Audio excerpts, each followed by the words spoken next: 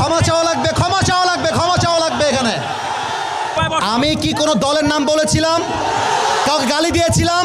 দাঁড়ান দাঁড়ান দাঁড়ান, আমার ভূমিকার কথা শুরু হয়েছিল 3.5 হাত মাটির কবর দিয়ে। যুবক ভাইরা বলো, আমি এতগুলো আয়াত বললাম। থামো, আচ্ছা থামেন থামেন থামেন থামেন উনি, আচ্ছা তোমরা থামো থামো থামো, থামেন থামেন থামেন। প্রিয় ভাইয়েরা, আমরা কোনো মারামারি চাই না। আল্লাহর কোরআন দিয়ে আইন চলবে, এটা কোনো রাজনৈতিক কথা হইতে পারে? এটা মুসলমানদের কলিজার দাবি। আগামী সংসদ চলবে কোরআন দিয়ে। যেই বেড়াবাদর পেছন রাখতেও থাকবে না। যুবক ভাইয়েরা আমার, আপনারা বুঝবেন আপনাদের এলাকায় এটা। আমি কিচ্ছু বলবো না আজকে। তোমরা আমার সঙ্গে থাকবা তো ইনশাআল্লাহ? এখনো পর্যন্ত কোরআনের আওয়াজকে বন্ধ করতে চায়। গতকালকেও দেখলাম একজন অনেক বড় স্কলারের মাহফিলের ভিতরে ডাইরেক্ট বাধা দিয়েছে। বলতেছে ইসলামের সাথে রাজনীতির কোনো সম্পর্ক নাই।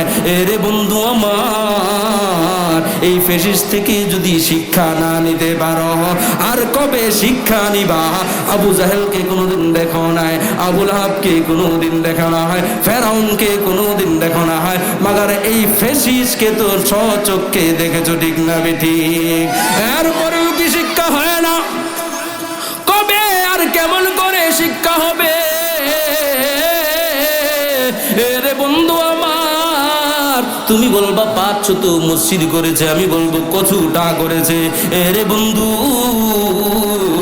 আবু জাহেল প্রতিনিয়ত মক্কা তওয়াফ করতো। কি করতো? কি করতো? ওলামায়ে কেরাম আছেন মিয়া, প্রতিনিয়ত বাইতুল্লাহ তওয়াফ করতো। মাজার মরার পরে জাহান্নামী। আজকে যারা দলিল দিতে চাও, উনি তো 500 মসজিদ করেছে। মাগার মসজিদ করে করে তোমাকে আমাকে ধোকাটা কেমন দিয়ে দিল? বাহির থেকে টাকা আসলো একটা মসজিদ নির্মাণের জন্য, 9 থেকে 10 কোটি, খরচ করলো মাত্র 3 কোটি। খাইলো কয় কোটি? হ্যাঁ, বুঝছেন কেমন উপকারটা করছে? হ্যাঁ, আরেক বানার টাকা দিয়ে আমার মাতবরি, আমার মাস্তানি লেখাও দিছে, উদ্বোধক অনেক অনেক উনি উদ্বোধন করেছে। এরে বন্ধু আমার, তুমি কি ইবাদত বন্দেগি করেছো? তোমার চাইতে 1000 কোটি কোটি গুণে বেশি ইবাদত বন্দেগি করেছিল কাব বিন আশরাফ।